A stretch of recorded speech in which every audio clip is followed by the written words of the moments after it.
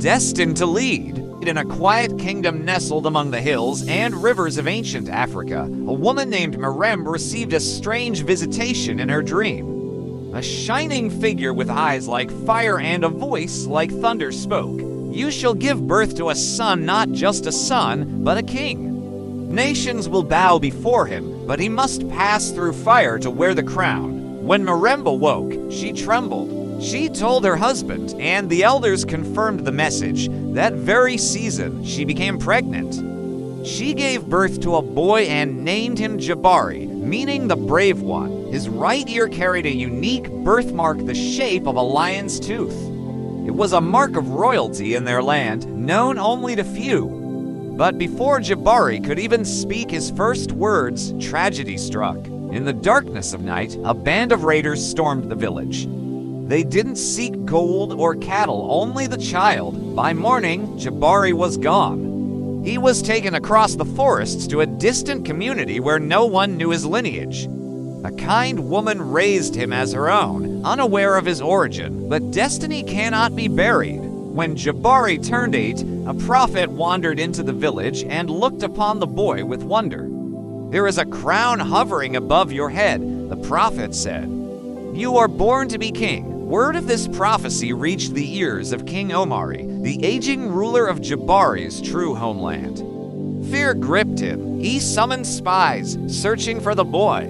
But no one could confirm his identity not until 3 years later, when Jabari was 11. A man from Jabari's birth village saw him playing by the river and noticed the lion tooth birthmark.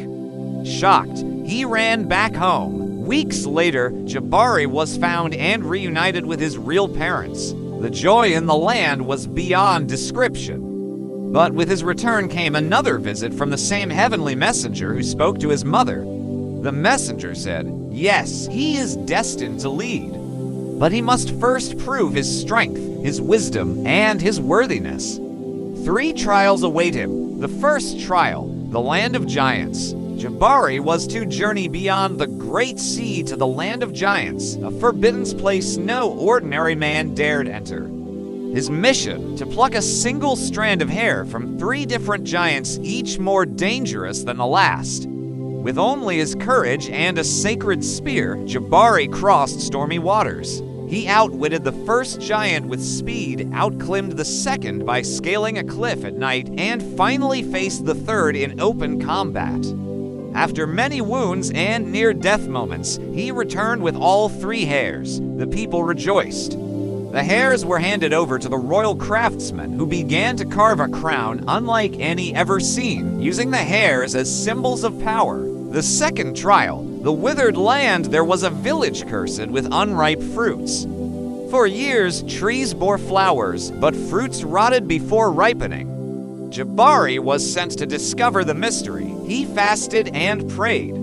At midnight, a spirit appeared in a dream and said, "The land cries because of hidden blood.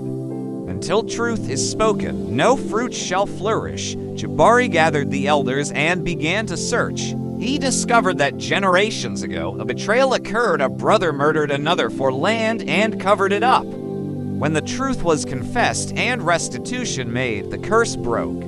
The next harvest brought abundance, and Jabari was hailed as a restorer of balance. The third trial, the test of love and war to become king, he needed to marry Princess Ayo, daughter of a powerful king whose territory bordered 7 nations. But the princess was not won by words.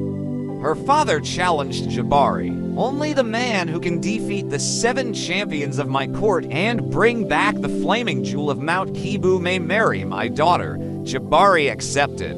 He faced warriors stronger, faster, and more trained. But with patience and divine help, he conquered each one. Then he scaled the fiery Mount Kibu, where lava flowed like rivers. There, he retrieved the flaming jewel without being consumed. When he returned, exhausted and burnt but victorious, the king had no choice but to give his blessing. Princess Ayo, having watched his journey, fell deeply in love with him. The crown and the calling at last, the day of coronation came. The crown was complete made of gold and set with the three giants' hairs, now turned to crystal. It was placed on Jabari's head before a crowd of thousands. The messenger returned one final time and declared, he did not take shortcuts, he did not run from trials. He did not surrender to fear. Therefore, the throne is his by right, not just by birth. King Jabari I ruled with justice, strength, and compassion. But his life became a reminder that it is not enough to be born destined, you must pass through process to truly lead.